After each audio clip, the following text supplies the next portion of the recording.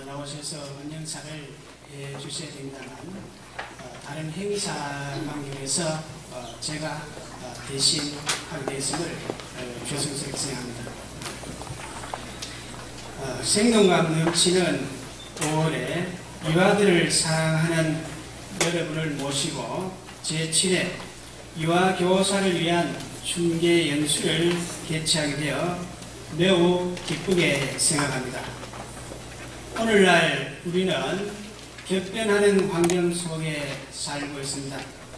세계화와 개방화가 가속화되고 있으며 정보화, 사회화, 지식사회로의 변하는 그 속도를 가늠할 수 없을 정도로 빨라지고 있습니다.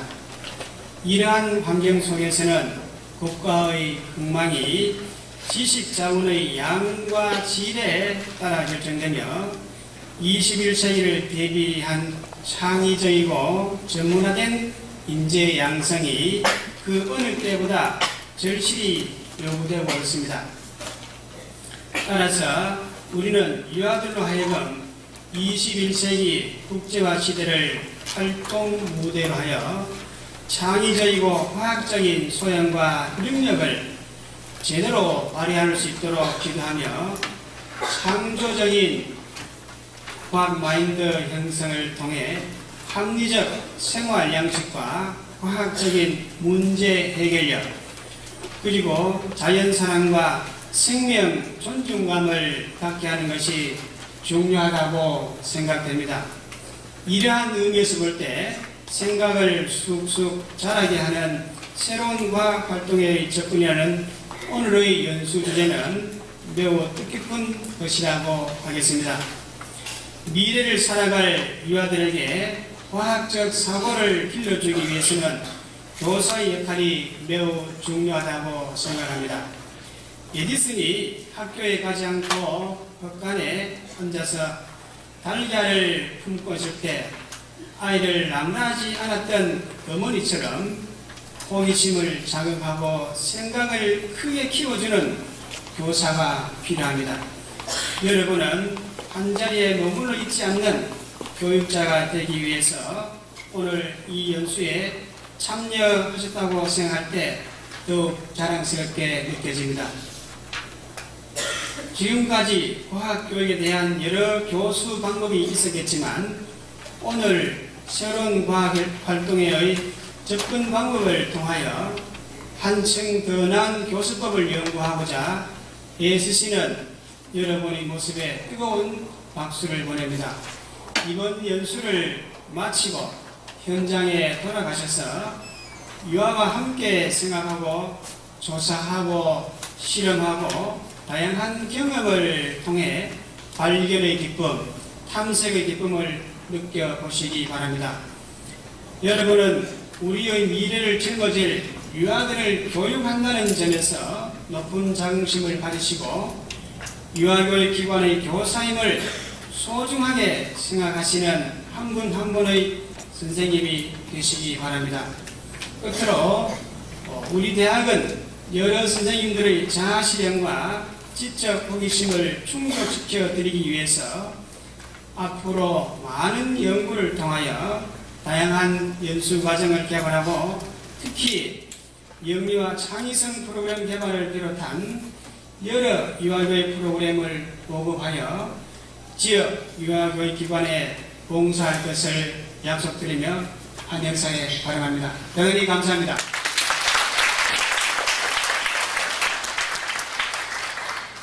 네, 다음은 오늘 연수의 강사 및 본대학 교수 소개가 있겠습니다.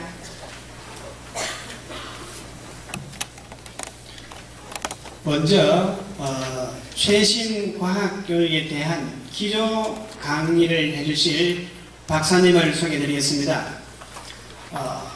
서울에 계시는데 우리 본대학 연수를 위해서 바쁘신 가운데도 이렇게 참석을 해 주셨습니다. 민행란 박사님은 이화여자대학교 유아교육과를 졸업하셨고 역시 이화여자대학교 대학원은 석사과정에서 유아교육을 전공하셨으며 서울여자대학교에서 유아교육 전공으로 박사학위를 받으셨습니다. 박사학위 논문은 유아과학 전통놀이를 통한 물리적 지식과정 분석이라는 논문을 2001년도 2월에 발표하고 학위를 받으셨습니다. 경력으로는 설린전문대학 유아교육과 교수를 역임하셨고 또 설린전문대학 유아교육과 학과장님을 역임하셨으며 현재 서울여자대학교 아동학과 강의를 맡으시고 서울여자대학교 우석유치원 원감님으로 재직 중이시는데 이 과학교육, 최신 과학교육 분야에서는 전국적으로 명성이 높은 민행남 박사님을 소개해드립니다.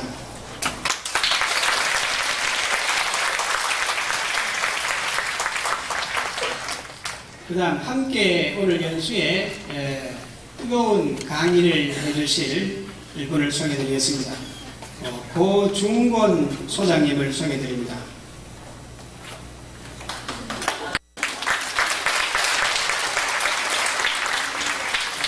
고중곤 소장님은 유레카 유아과학교육연구소 소장님으로 계시면서 전국 국공립 유치원 교사 직무연수를 오랫동안 강의를 맡으셨으며 또 전국 아동과학 교사 전문 강좌 과정의 전임 강사로 계시는 고중곤 소장님께서 오늘 본대학 연수를 위해서 오셨습니다. 한 번 더 박수 한번 해주십시오. 역시 유레카 아카데미 선임 연구원으로 계시는 김선옥 선생님을 소개해드립니다. 경원대학 생활보육과 겸임교수 계시면서 서일대학교 유아교육과 역시 강의를 하고 계시는데요. 유레카 아카데미 연구원의 선임연구원으로 계시는데 특히 유아과학 분야의 남다른 아이디어와 다양한 지도 방법을 오늘 여러분들에게 강의를 해주실 겁니다.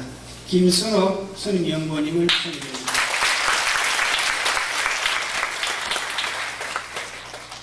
그리고 오늘 우리 본대학 유아교육과 교수님께서 토요일에도 불구하고 여러분들의 그 연수를 환영한 뜻에서 우리 학과 교수님께서 나오고 있습니다.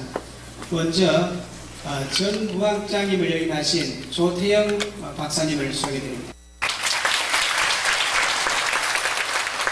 연수대학교를 나오셨습니다.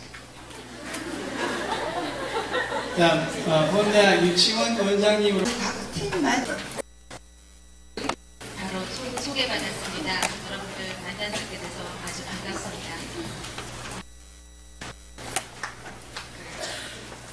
항상 이게 첫 만남이라는 것이 굉장히 여러분들을 아주 익숙하게 했던 것처럼 느껴져서 좋습니다. 오늘은 제가 유아과학교육의 새로운 주제를 가지고 말씀을 좀 1시간 동안 나누겠습니다.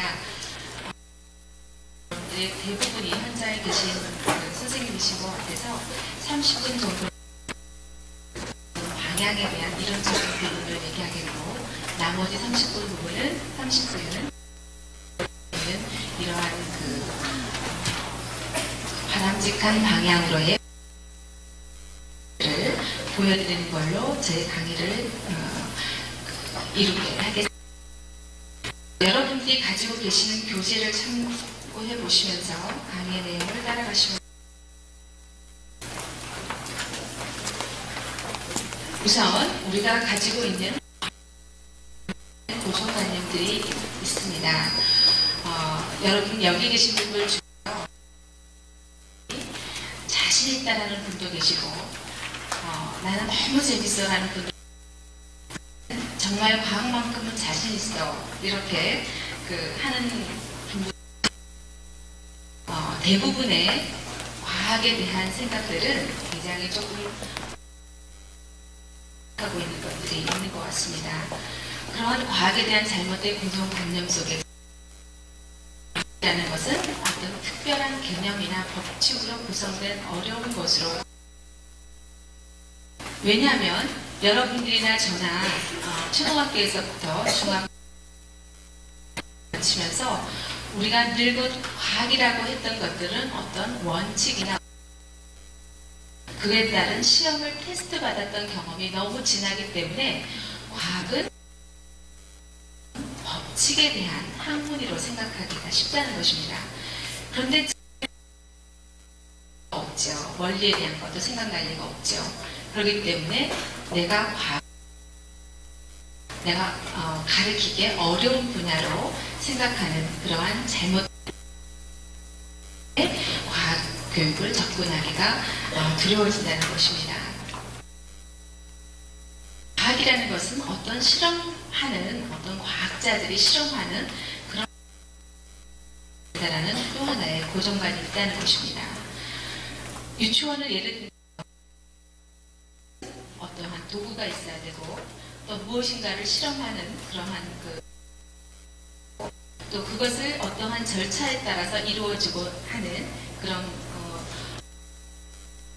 라는 생각을 가지고 있는 우리의 고정관념 때문에 과학이 어렵게 느껴집니다. 마지막 세 번째 과학이라는 것은 과학은 우리가 차별화해서 생각을 한다는 것이죠. 다시 얘기하면 아이들한테 과학을 하더라도 그 과학이 아이들한테 적용되고 있는가를 연계시키기가 너무 어렵다고 생각하고 한다는 것입니다. 이러한 우리가 갖는 과학에 대한 고정관념 때문에 과학으로 접근하는 것을 저해하는 의미로 작용하게 됩니다. 이러한 고정관념을 깨는 그러한 내용의 것은 특별한 개념이나 법칙을 몰라도 되는 영역이 아닌 우리의 실생활에서 아주 밀접하게 우리에게 특히 유와 과학의 편견을 가지고 있는 게 또 몇 가지가 있습니다. 유아 과학 측면에서는 제가 얘기했던 과학에 대해서 내가 잘 모르니까 그의 내가 잘 모르는 분야다 이렇게 생각하신다는 것입니다. 그리고 둘째, 안에 기본 지식이 있어야 이루어진다는 것입니다. 제가 유아에게는 여러 가지 영역이 있지만 그 중에서 제 개인적으로는 과학 영역 그리고 좋아하고 그래서 제가 석사, 박사 과정들을 다 이제 과학 분야로 그렇다면 제가 굉장히 과학에 대한 지식이 많아야 되잖아요. 유아과학 석박을 다 했으니까. 근데 사실 알고 보면 여러분 기본적인 과학에 대한 정보적인 지식을 많이 갖지 않는다. 아이들한테 유아과학을 접근하기 위해서 과학에 대한 정보를 가지고 있어서 손해볼 건 없지만 또 많이 가져야 된다는 고정관념일 수 있다는 것이죠. 그리고 여러 가지 실험 도구가 있으면 나쁠 것도 없지만 반드시 있어야 된다는 건 아니라 이런 것처럼 우리의 모든 생활은 과학으로 이루어졌습니다. 이루어졌고 여러분들 교실 안에, 유치원 안에, 어린이집 안에 이루어졌습니다. 그렇다고 본다면 우리의 환경의 모든 것들이 과학의 것입니다. 그래서 우리가 중고등학교 때 했던 그런 실험들 라든지 어떠한 스포이트라든지 이런 것들을 꼭 우리 유치원은 우리 어린이집은 도구가 없어서 나는 과학 잘 못해 편견이라는 것입니다. 그리고 네 번째는 또 그래서 맛을 본 그 선생님들께서는 유아과학은 이렇게 충분하다라고 하는 조금은 부족된 개념으로 표현 아이들이 만져보고 느껴보고 생각해보고 이런 것. 물론 유치원에서 유아 과학을 시작할 때는 이렇게, 그러나 이렇게 직접 경험만 하는 것이 충분하지가 않고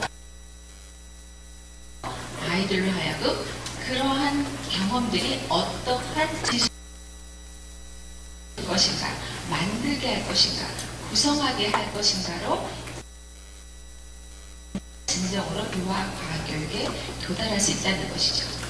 왜냐하면 그래서 숱하게 만지시고 숱하게 생각하시고 경험하시는 여러분들이 지금 과학을 하고 계신다고 생각하시진 않잖아요.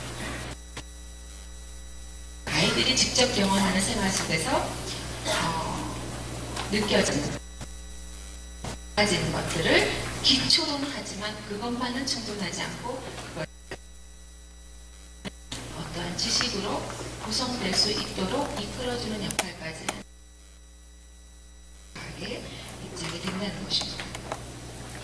그리고 또 하나가 이제 강의 중에 결과를 중심으로 하는, 결과를 지향하는 과학교육. 과학교육 이렇게 이제 분류해서 몇 번에 말씀을 드릴 것입니다. 지금의 과학교육의 흐름들이 예전에는 결과를 중시했던 과학교육을 중시하는 과학교육으로 지금 흐르고는 있습니다. 하지만 과정만 초점을 둬서는 안 됩니다. 결과와 과정이 수 있는 방향으로 이루어져야 되는 것이지, 우리가 결과는 과정만 필요, 이런 것은 단순한 과학교육의 틀이 아닙니다. 다시 얘기하면 그 과정이 있는 이유는 우리가 목표로 하는 결과, 그리고 결과만 위한 것을 과학교육이 돼서 안 된다는 것은 우리의 알기보다는 과정상에 나타나는 여러 가지 다양한 현상을 그 자체가 중요하다는 것입니다. 그래서 결과와 과정이 함께 이루어져야 된다는 것입니다. 지금 말씀드린 것처럼 유아 과학교육에 대한 여러분들이 있다면 그것을 조금 열어놓으셔서 오늘의 강의를 들어보시면 이해가 되시지 않을까 생각됩니다. 그리고 마지막 6번째, 과학 영역에만 이루어지는 것이 아니라 아까 말씀드린 것처럼 생활 속에서 이루어진다는 것입니다. 여러분들 이제 그 교재 안에 이제 어두워서 잘 보이지는 않지만 나왔습니다. 그래서 지금 읽어보셔도 되고 차근차근 읽어보셔도 되는데, 여러분 이런 워크숍에 참석하셔서 꼭 얻으셨으면 하는 생각이, 아이들에게도 지식을 넣어주는 게 아니잖아요. 우리가 지식의 그러한 지식의 체계가 왜 생겼는가를 먼저 하고 나름대로 추론해 볼 수 있도록 하는 것이 가장 중요한 것처럼, 워크숍에서도 왜 이러한 입장에서의 강의를 할까를 여러분들 나름대로의 지식들을 구성할 수 있는 시간이 되셨으면 합니다. 저는 저 나름대로의 과학교육이라는 것은 크게 두 가지로 있습니다. 첫째는 자연세계의 속성을 탐구하는 영역, 새로운 기술을 개발하는 영역이다. 이렇게 크게 두 가지로 설명을 하고 있습니다. 그래서 자연의 세계의 속성을 그러면 어떻게 탐구하는, 우리는 우리의 주변을 둘러싼 그냥 존재하는 것이 아니라 그 세상 안에서는 질서가 있습니다. 근데 그 질서에는 나름대로의 어떤 체계가 있고 그 안에 우리가 이해할 수 있는 관계들이 있다는 것. 그래서 세상의 질서를 찾아보면서 어떠한 관계들로 이루어지는 보는 것, 그거 이해해보는 그런 과정들은 우리가 머릿속으로만 하는 것이 아니라 경험적으로 해보는 것입니다. 그래서 내가 살고 있는 이 세상에 대해서 를 경험하면서 자기 나름대로의 이론을 만들어내요. 자기 나름대로 이론을 만들어내지만 점차적으로 자기의 이론은 일반화된 거예요. 그러니까 어린이들한테 조금 이따 제가 유아과학도 말씀드리겠지만 어린이들한테도 똑같아요. 처음에는 자기만의 가설을 만들게 하지만 이러한 가설을 검색하고 다시 생각해보는 제 방문, 어린이들 하여금 더욱더 지식을 정교화해 갈 수 있는, 일반화해 갈 수 있는 지식으로 이끌어 보고자 하는 것이 우리의 과학교육 의미라는 것이죠. 두 번째는 새로운 기술 영역이라는 것입니다. 사건과 행동의 결과를 예측하는, 우리가 과학을 하면 사건과 행동의 어떤 인과적인 관계를 예측해 볼 수 있는 것 같다는 것입니다. 그죠? 우리가 그 과학적인 활동을 왜 보겠어요? 왜 아이들한테 냄새를 맡아보게 하고, 왜 아이들한테 들어보게끔 하고, 차이를 변별하게끔, 그것들은 어떤 물체와 사건과 이런 여러 가지 관계들을 예측할 수 있는 것이죠. 그래서 우리 어린이들 아니면 우리를 하여금 우리가 주변에 있는 여러 가지 사물들을 더욱더 활용할 수 있는 기술을 터득하기 위한 것이라는 것입니다. 우리가 과학을 하는 이유는 우리가 잘 살기 위한 것입니다. 그래서 과학은 우리 나름대로의 질문을 제기할 수 있는 능력을 갖는 것이고, 그리고 보자며 그런 과정 그 자체가 과학교육이, 그러므로 우리의 삶을 더욱더 행복하게 만들어가는 것이죠. 여기에서 조금 더 우리가 대상을 하고, 우리가 교육을 대상을 하고 있는 유아들한테 포커스를 맞춘 이 유아과학교육의 의미라는 것은 아이들은 굉장히 강한 호기심을 가지고 태어납니다. 이러면서 이 호기심을 더욱더 활발하게 유지시켜주도록 하는 것, 이런 것이 유아과학이고요. 그럼으로써 자기가 살고 있는 세계에 대해서 즐겁게 배울 수 있도록 기회를 제공하는 것입니다. 아이들이 아까 얘기했죠? 처음에는 둔탁하지만 나름대로의 이론을 구성해보고, 그래서 새로운 것을 탐구하고 발견해서 점차 정교한 기술로서의 새로운 것들을 만들어갈 수 있는 창의적 능력과 하고자 하는 것들이 유아과학의 의미라고 볼 수 있습니다. 이 모든 것은 어린이들을 하여금 긍정적으로 생을 즐기게 할 수 있다는 것입니다. 그래서 나와 동떨어진 것이 아니라 내 생을 즐겁게, 행복하게, 윤택하게 지내게 할 수 있는 근거적인 어떤 학문의 영역이라고 볼 수 있습니다. 그렇다면은 우리가 그러면 앞으로의 그 유아과학 어떻게 전개될 것인가 라고 봤을 때, 유아학 과학교육의 본질에 맞는 유아과학이 것입니다. 그러면 본질이라는 것은 이렇게 크게 네 가지의 목적을 설정할 수가 있습니다. 지금까지의 결과적 과학교육이라 한다면 우리는 거의 다가 과학적 지식에 치우치는, 그래서 결과 중심의 과학이라는 것은 우리가 쉽게 생각하면 유치원 때 우리가 배웠던 것입니다. 이것은 이렇게 하면 이렇게 돼.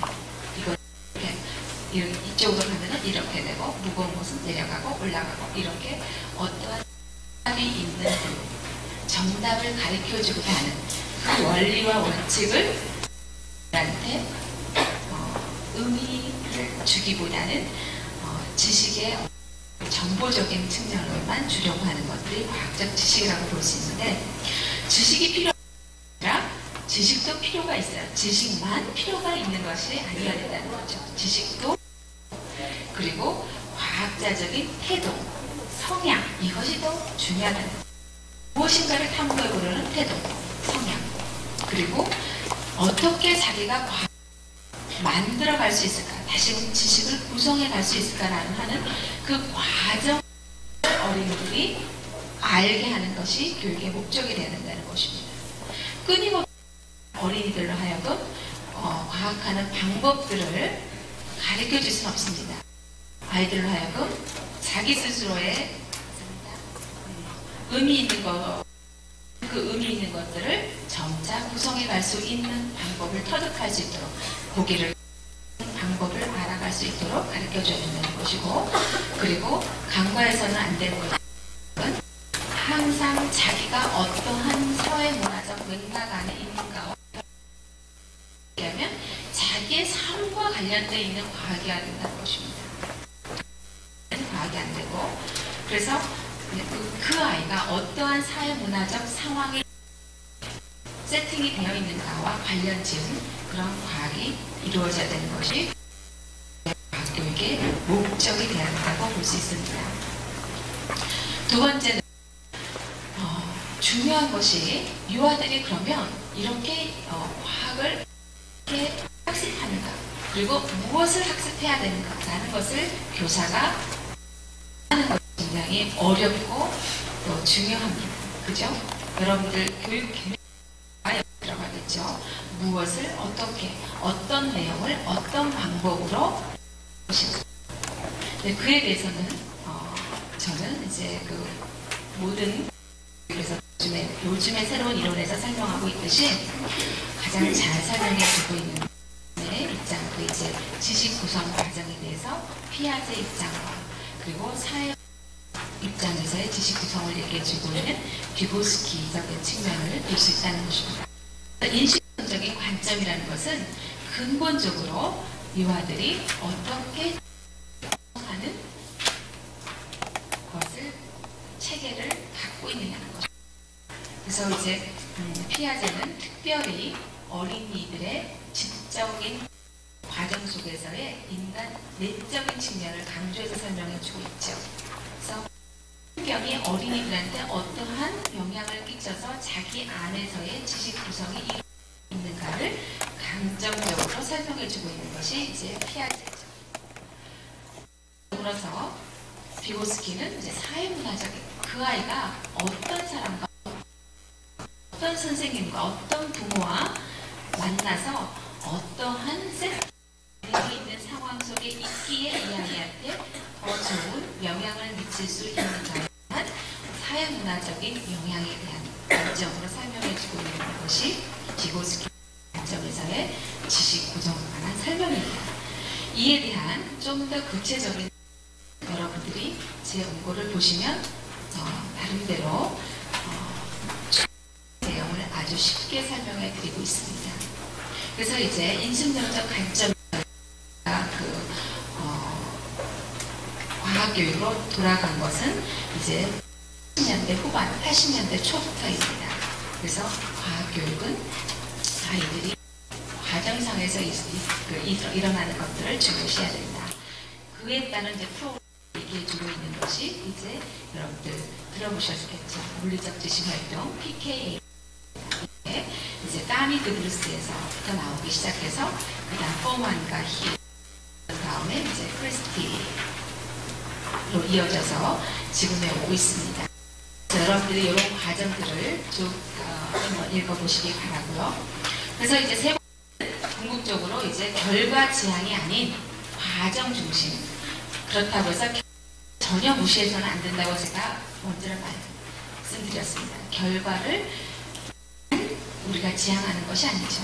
과정을 중시하면서 어떤 목표로 가는가에 대한, 어떤 결과로 가는가에 대한 것들은 우리가 인지하고 있어야 되겠죠. 그럼 과정을 간과해서는 안 된다는 입장이 요즘의 새로운 과학교육의 근본이라고 볼 수 있겠습니다. 자, 그리고 마지막으로는 우리가 이제 영역으로는 이렇게 크게 4가지의 내용의 영역이 여러분들이 다 포함되도록 수업 짜셔야 됩니다. 물리, 화학, 지구과학, 생물과학 이런 4가지 영역이 이루어지도록 수업 내용이 짜서 균형 있는 과학교육의 내용이 이룰 수 있도록 있다는 것입니다. 좀 더 구체적으로 그러면 이 과정을 중심으로 하는 탐구 중심의 과학교육을 이루고자 한다면 이런 말은 들어봤지만 그러면 구체적으로 내 수업 현장에서 어떻게 적용하는 것인가 라는 의문점이 생기실 것입니다. 그에 따라서는 우선 첫 번째는 교실 분위기가 굉장히 중요해요. 아무리 재미있는 실험 도구, 실험 세팅, 또 재미있는 자극할 수 있는 환경이 주어졌다 하더라도 어린이가 자신의 생각을 자유롭게 표현할 수 있도록 하는 자율적 분위기가 조성되지 않는다면, 탐구적 분위기가 조성되지 않는다면 자기의 생각 안에서 들어가 버리고 표현하지 않아요. 그리고 선생님 지향적으로 가게 돼요. 그래서 과학교육에서 가장 중요한 것은 환경 중요하지만 더 우선되는 건 교사가 가져야 되는, 또 교사가 만들어줘야 되는 자율적이고 탐구적인 교실 분위기. 다시 한번 아이들의 생각을 다 이끌어낼 수 있는, 이끌었을 때 받아줄 수 있는 그런 분위기가 조성돼요. 알죠? 분위기. 그죠? 분위기가 조성이 돼야 돼요. 그리고 풍부한 자료를 제공해야 된다. 그래서 풍부한 자료라는 것도 제가 잠시 후에 몇 가지의 컷을 보여드릴 텐데, 풍부한 자료는 실험 도구만을 가리키는 거 아닙니다. 내가 살고 있는 주변에서의 모든 것들이 다 풍부한 자료가 돼요. 그래서 특히 자연물이 이화 연령에서는 굉장히 좋은 풍부한 자료입니다. 여러분들이 어느 기관에 계시든지 나무 없는 데 없을 거고 풀이 없는 데 없을 것이고 또 떨어진 낙엽이 없는 데 없을 것입니다. 이런 것들을 가져다가 그럼 어떻게 우리가 과학교육으로 이끌 수 있는가, 이런 내용들을 제가 좀 더 실제로 보여드리겠고, 아이들이 그래서 재료를 가져오는 거에서부터 어린이들이 가져오는 것이 굉장히 탐구적 분위기를 이끄는 데 좋습니다. 교사가 나뭇잎, 돌멩이 다 주워다가 놓는 것이 아니라 어린이들 하여금 이런 자료를 수집해오고 그 수집해온 것들을 자기가 활용하도록 하고 분류하도록 하고 그 나름대로 의미를 하는 것들이 중요하다는 것입니다. 그런 다음에 탐구적 분위기에서 또래 학습이 이루어지도록 해줘야 된다는 것입니다. 이러한 그 탐구적 분위기 속에서 어린이들의 특성을 본다면, 지식 구성자로서의 유아의 특성을 본다면 아이들이 흥미진진한 활동의 맛을 느껴간다는 것이에요. 이게 없어서는 교사가 이끌어간다고 했을 때는 흥미진진한 맛이 없어서 아이들이 과학적인 의미와 과정적인 의미를 알아가기가 어렵죠. 그래서 여러분 수업을 하시면서 아이들이 흥미진진하게 이끌어지지 않는다고 했을 경우는 그 원인을 잘 분석해 보셔야 될 것입니다. 그리고 제가 오늘 이제 이 시간과 워크숍을 통해서 어떻게 하면 아이들한테 흥미진진하게 맛을 느껴갈 수 있는 관계 구성을 도울 수 있을 것인가에 대한 교사 역할을 도와드리고자 합니다. 이러한 특성이 나타나야 되고요. 그 다음에 이제 이화들에게서 사물들 간의 관계들을 아이들이 민감하게 관찰할 수 있는 성향들이 있어야 된다는 것입니다. 이러한 성향을 키우기 위해서는 교사가 한 가지 활동들을 지속적으로 여러 번 해봐야 돼요. 그래서 단편적인 활동들을 예를 들어서 물 따르기 활동, 물 샜기 활동, 이렇게 단편적인 활동들을 낱개적으로 접근해 갖고는 아이들이 집요하게 자기의 생각을 깊이 있게 파고들지 않습니다. 그래서 그 아이들의 활동을 좀 더 깊이 있게 몰아갈 수 있는 성향을 가질 수 있는 활동으로 우리가 이끌어줘야 된다는 것입니다. 그리고 자기 구제적 학습, 다시 얘기하면은 자기가 어떤 오류를 범했을 때 그 오류에 대해서 자기가 의문점을 갖고 그 의문점을 어떻게 해결할 수 있을지에 대해서 나름대로의 문제를 해결하면서 자기 스스로를 조절할 수 있는 학습으로 이끌어줘야 된다는 것이죠. 그리고 그러한 성향을 갖게끔 하는 유아를 만들어줘야 된다는 것입니다. 그래서 지식 구성자로서의 유아의 모델이 이렇게 어떤 거에 대한 활동의 맛을 느끼면서 또 집요하게 그것을 파고드는 성향을 가지면서 자기 스스로가 문제를 해결하고자 하는 자기 규제가 학습이 이루어져요. 이러한 유아들을 도울 수 있는 매개자로서의 교사의 역할을 본다면 우선 교사가 활동이라든지 아니면 자기 어린이들이 또 자기가 지금 수업하고 있는 주변 환경에 교사 자신이 민감해야 돼요. 나뭇잎이 떨어지는지 바람이 일고 있는지 오늘의 날씨는 어떤지 햇빛이 강한지 비가 오는지 비가 왔을 때 땅의 변화가 어떤지 비가 왔을 때 땅과 보도블럭과 모래에서의 차이는 뭔지 이런 모든 주변 환경들의 교사가 민감해야지만 어린이들이 갖는 호기심을 도와줄 수 있다는 것이죠. 그리고 두 번째는 아이들이 무슨 생각을 하고 저 행위를 할까에 대해서 곰곰하게 생각을 해보셔야 돼요.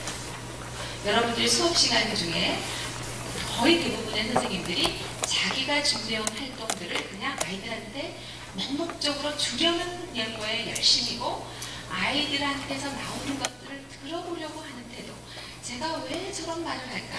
제가 왜 저런 손놀림을 할까? 제가 왜 저런 눈빛을 보이고 있을까에 대한 피드백을 또 귀를 기울여보는 그러한 역할을 덜하지 않는가 싶어요. 그래서 어린이들에게 좀 더 과학적인 태도를 성향을 키울 수 있도록 매개를 하는 교사의 역할은 아이들의 사고를 깊이 이해하는, 아이들의 사고를 깊이 들어줄 수 있는 교사가 된다는 것이죠.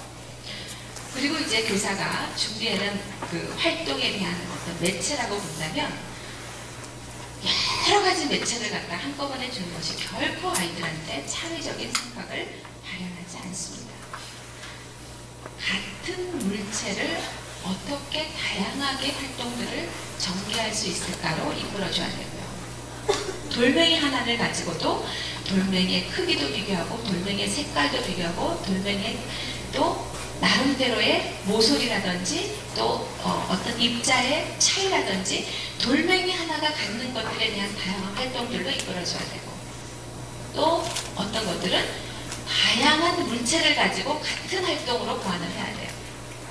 돌멩이들은 그렇지만 돌멩이와 또 다른 나뭇잎, 또 다른 어떤 그 물체를 가지고 같은 특성이 뭔지 그것들에 대한 차이점은 뭔지 이런 걸로 이끌어져야 된다는 거예요. 다시 얘기하면 물체와 물체들 간의 관계를 구성하도록 하는 활동으로 이끌어야 되는 활동 구성이 이루어진다는 것입니다.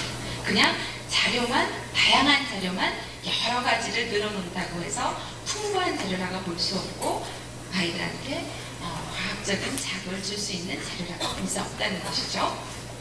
다음에 이제 교사로서 적절한 자극을 줄 수 있는 개입, 이게 이제 발문이 되겠죠.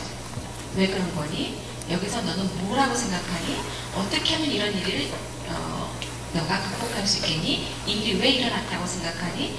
아이들의 생각을 조금 더 자극할 수 있는 개입의 발문이 교사한테 들어가야 되겠죠.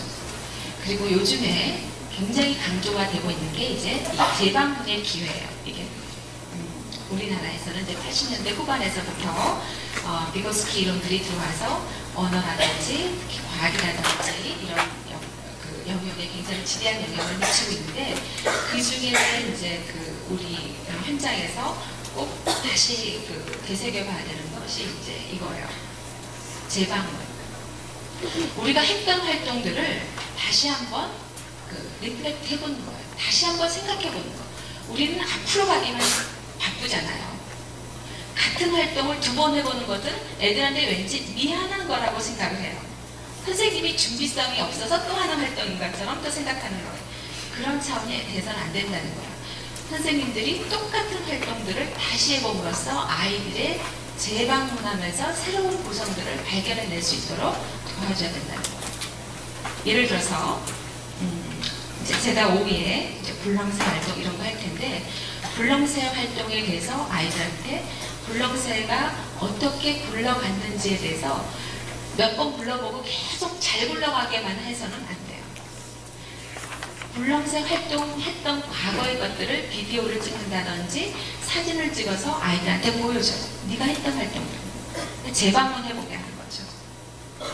그러면 그 순간에 자기가 무엇을 실수했는지, 무엇을 놓쳤는지, 무엇을 구성해야 될 것을 발견할 수가 있는 거죠. 그래서 다 그렇게 생각해 본 다음에 그 활동을 똑같이 한다는 것이에요. 그러면서 훨씬 더 깊이 있는 사고 과정으로 유아들을 이끌 수 있다는 것입니다. 그 다음에 이제 과학교육의 내용들인데요. 여러분들이 과학교육의 내용은 여러분들이 가지고 계시는 교재들을 보시면 아주 구체적으로 제가 드릴 수 있는 만큼 드리기 위해서 작은 활조로 만들었습니다. 우선 물리화학적 활동에서는 사물의 움직임에 대한 활동, 사물의 변화에 대한 활동, 그리고 움직임과 변화는 아니지만 많은 물리화학적인 개념이 포함된 활동, 그리고 그 외에 다른 사이드의 활동이겠지만 물리과학적인 도움을 주는 활동, 이렇게 4가지의 카테고리 안에 많은 활동들에 대한 사례를 적어드렸습니다. 그리고 우리가 이제 간과하기 쉬운 게 이 생명과학과 관련되는 과학 활동들은 과학이 아니라고 생각하는 경우가 상당히 많은 부분인데, 여러분들이 이 시점부터는 이런 내용들을 다루실 때 다 이것이 과학이라고 생각하시면 됩니다. 다시 얘기하면은 첫째는 자기 자신과 관련된 그 내용이죠. 그래서 자기 신체에 대한 부분에 대한 경험, 나는 여자인가 남자인가, 나는 누구를 닮았는가, 이런 게 또 다 과학이에요. 그리고 이는 왜 빠지고 이는 또 새로 나는가, 왜 이빨은 다 친구마다 다 다른가, 어떤 이빨은 왜 크고 작은가, 이런 거. 그 다음에 뼈는 왜 굵은 뼈도 있고 가는 뼈도 있고 우리의 뼈는 어떻게 구성되고 왜 뼈가 있어야 되는가. 그 다음에 너무 신비롭지 않아요. 왜 머리카락은 자라는가. 키는 나중에 커서 안 자라지만 끊임없이 자라는 것들이 손톱, 발톱, 머리카락이잖아요. 끊임없이 자라요. 이거 자라지 않는다면 어떤 현상 때문에 자라지 않는 것인가. 왜 또 어떤 현상 때문에 자랄 수밖에 없는 것인가. 굉장히 아이들한테 여러분들 돌아가셔서 의문을 그냥 던져보세요. 손톱이 어떻게 자라는 거니? 하고만 물어보세요. 그리고 그 손톱이 자라는 과정에 대해서 아이들의 말을 먼저 들어보시고 좀 더 거기에 몰입을 한다면, 그것을 그림으로 그려보게 한다면 훨씬 창의적이고 과학적인 태도를 지닌 어린이의 생각을 읽으실 수 있으실 거예요. 그 다음에 자기만을 갖는 개성도 과학입니다. 성격도 과학인 거예요. 그리고 자신은 어디에서 왔고 어떻게 살고 있고 나는 어떻게 살고 싶다라고 하는 것도 사회적인 영역만이 아니라 과학적인 영역이기도 합니다. 생명과학적인. 그리고 자기가 자신을 성장시키려고 하는 자기의 욕구도 과학입니다. 그래서 여러분들 과학을 열심히 가르치는 교사는 아이들이 자기의 애가 굉장히 애착이 가져요. 왜? 자기 성장 욕구를 자극해주니까. 자기의 사고를 자극해주니까. 그리고 음식에 대한 것도 또 자기의 신체 내도, 어떤 아이는 잠을 일찍 자고 어떤 아이는 잠을 늦게 자고 왜 그런가? 이것도 다 과학과 관련된다는 것입니다. 여러분들이 한 걸음만 물러보면 그것도 과학이야 이렇게 생각하시죠. 그렇다면 과학이라고 생각하신다면 우리가 다 과학활동으로 끌어올 수 있는 교사의 사고가 되셔야 되겠죠. 그 다음에 이제 생명과학의 생태에 대한 학습이죠. 여러분들 공룡에 대한 아이들의 흥미는 굉장히 많지만 공룡과 관련돼서 이렇게 멸종의 조건에 대해서 관심을 가지시는 선생님이 많지 않으실 거예요. 그러니까 공룡을 가지고 우리가 왜 생명체는 멸종이 되고 멸종될 수밖에 없었고 멸종될 수밖에 없던 조건이 뭐고 우리한테 주는 교훈이 뭔가, 이런 것들을 들어줘야 돼요.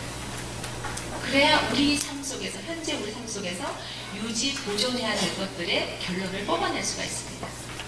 그리고 전체 큰 순환 관계 속에서의, 생물의 순환 관계 속에서의 내용들, 환경에 대한 거, 여러 가지 자연 환경 탐색하는 거, 의미 있게 생각하는 거, 이것도 다 과학이고요. 그 다음에 네 번째로 과학이에요. 그냥 폐품 활용 이 정도가 아니에요. 재활용의 가치. 우리가 왜 하나의 자원을 재활용해야 되는 것인가? 또 재활용했을 때 어떠한 습성으로 바뀌어질 수 있을 것인가? 이런 내용들과 이러한 관점들이 다 과학적 사고와 창의적 사고와 관련이 된다는 것입니다. 그리고 보존에 대한 것도 아주 강조해야 되는 과학에 대한 내용입니다. 우리의 자원은 일정한 자원밖에 없습니다. 종이, 에너지, 물, 음식, 토양, 이런 일정한 자원밖에 없는 이 자원들을 우리가 어떻게 보존하고 우리 실생활 속에서 어떻게 이것을 지켜나가야 될 것인지를 꼭 유아과학에서부터 다뤄줘야 되는 저는 중요한 교육 내용이라고 생각합니다. 그래서 이러한 내용들 구체적인 것을 여러분들이 자료를 통해서 보시고요. 이제 그와 더불어서 이제 몇 가지의 과학적인 활동들을 안내해 드리겠습니다. 지금 유치원 주변을 탐색하고 있는 것입니다. 나뭇잎을 탐색하고 있는 건데 나뭇잎 속에서 나뭇잎만 얘들아 우리 나뭇잎 보자 해서 나뭇잎만 관찰할 수 없는 나뭇잎 속에 관계되어 있는 것들을 찾아보세요. 빛도 찾아볼 수가 있겠고요. 그림자도 찾아볼 수가 있겠고요. 나무의 크기도 찾아볼 수가 있겠고요. 굉장히 관점들과 관계들이 많죠. 거기다가 선생님이 또 하나를 알파를 해줬어요. 색비닐이에요. 색비닐. 이런 색비닐을 이용하면 아이들이 주변 탐색에 훨씬 더 몰입을 잘하게 돼요. 색비닐을 주면서 주변을 탐색하게 하는 거예요. 이런 색비닐을 아까 낙엽에서 봤던 거와 그 다음에 흰 종이 위에 봤을 때는 아이들의 반사적인 빛의 현상들을 더 느끼기 때문에 똑같은 이 색비닐의 색깔이 다르게 보이죠. 어떻게 해서 달라질까? 이게 빛에 대한 것, 색에 대한 관점을 갖게 하는 것입니다. 우리가 과학교육 책에 보면은 색깔에 대한 거 빨강, 파랑, 노랑이야. 빨강하고 파랑을 섞이면 무슨 색이 되니? 이거는 사실은 과학적인 결과론적인 것만 가리키는 것이 과정적인 것을 가리키는 활동이라고 볼 수 없습니다. 왜냐하면 색의 다양함을 어떻게 명명할 수가 있겠습니까? 그리고 색의 존재라는 것은 빛의 존재를 먼저 인식해야지만 색의 존재를 알 수가 있는 거죠. 그럼 빛과 색을 인식할 수 있는 활동으로 우리가 이끌어줘야 되겠죠. 그러면 빛과 색과 어떤 빛을 반사하는 역할들을 경험할 수 있는 활동으로 이끌어줘야 된다는 것입니다. 지금 그래서 빛과 색을 좀 더 다양하게 실내에서 이끌 수 있는 방법들이 이렇게 라이트 테이블에서의 활동이에요. 라이트 테이블이라는 것도 별거 아니에요. 여러분들 사진관에 가면 이렇게 필름 보는 판 있잖아요. 형광판 있잖아요. 그것을 큰 사이즈로 만들어 놓은 것이 라이트 테이블입니다. 그 라이트 테이블을 위해서 우리가 색깔을 본다면 훨씬 더 정확하게 다양한 색을 경험할 수 있다는 것이죠. 그리고 여러 가지 사물들을 겹쳤을 때의 색도 만들어 볼 수 있는 거죠. 그리고 다양한 주변의 물건들을 올려놓고 우리가 색을 변별해 볼 수 있는 거죠. 이거는 음식을 통해서도 우리가 맛을 통해서도 과학을 느낄 수 있다는 것입니다. 그리고 여러분들 촉감을 통해서도 과학을 느낄 수 있다는 거예요. 이 아이가 지금 색을 섞어가는 것이 색을 섞어서 무슨 색이 되는가가 중요하지 않습니다. 내가 손으로 하고 있는 이 작업 속에서 일어나고 있는 그 과정 자체를 즐기면서 아이들은 색의 변화를 부수적으로 느껴보는 것이죠. 그래서 촉감을 통해서 내가 손을 어떻게 움직이냐에 따라 내가 어떤 색깔을 손으로 더 긁어 모으냐에 따라 색의 변화를 느껴본다는 것입니다. 그 다음에 제가 아까 재활용의 가치를 말씀드렸습니다. 이거는 레지오에 제가 방문했을 때 그쪽에서의 재활용하는 사진들 몇 컷입니다. 저희 유치원에서도 굉장히 많이 이렇게 활용하고 있는데요. 많은 놀잇감을 돈으로 사기보다는 여러분들 인테리어 하는 거 한 군만 얻으시면은 많은 제품들을 공짜로 얻으실 수 있어요. 공사 끝나면 무수하게 많은 재료들이 버려지거든요. 그 재료들을 다 가져다가 과학활동의 자료로 쓰시면 그냥 유용하게 사용되는 것입니다. 그래서 이 나무 조각들이 다 그런 데서 나온 나무 조각들입니다. 그리고 전파상 하나만 또 알고 계시면 그 전파상 속에서 나오는 부품들을 다 끌어모아서 우리가 재활용에 재가치를 부여하는 과학활동으로 이끌 수 있다는 것입니다. 그래서 어린이들이 어떻게 재창조를 하느냐. 아이들이 그 사물을 보고 처음에는 이것은 컴퓨터 부품이었어요. 컴퓨터 부품을 이용해서 우리가 또 다른 하나를 이용 가치가 있는 또 하나의 형태를 만들어 보는 거죠. 그래서 아이들이 로봇을 만들어 보는 거예요. 다시 얘기하면 하나의 사물도 다양한 형태와 다양한 기능과 다양한 용도로 활용될 수 있다는 것이 여러분들 융통적인 사고, 창의성의 기본 아니겠어요? 이런 태도를 기르는 것이죠. 이거 다 폐품을 이용한 짝이 것입니다. 이것도 이 틀은 아주 쉽죠. 나무로 틀 만들어서 실만 깬 다음에 단추건 뭐 시비건 이것도 다 폐품들이에요. 그래서 폐품들을 가서 꿰보면서 낱개로서는 별 볼 일 없는 낫실이었지만 그것들이 모여서 또 하나의 아름다운 이게 이제 그 발이거든요. 재창조된 형태를 만들어간다는 거. 그리고 이거는 협동작으로 이루어지기 때문에 공동체 안에서 우리가 함께 뭔가를 만들어 본다는 것으로 우리가 과발동을 이끌어줄 수 있다는 것으로 만들었습니다. 이거는 천정에 매달리는 모빌입니다. 아까 보여드렸던 전파상에서의 각가지 용품들을 가지고 와서 아이들과 함께 구성을 해보고 철조망을 기초로 해서 천정에다 매달아서 하나의 구조물로 보는 거죠. 그래서 이거의 형태는 아이들이 의미를 부여하는 것마다 다른 거죠. 그래서 여기에서의 관점은 하나의 활동, 하나의 물체는 하나의 기능으로서만 사용되는 것이 아니라는 것이죠.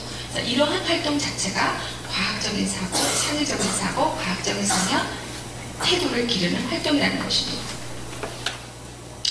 자, 그러면 제가 또 다른 실례를 보여드리겠습니다.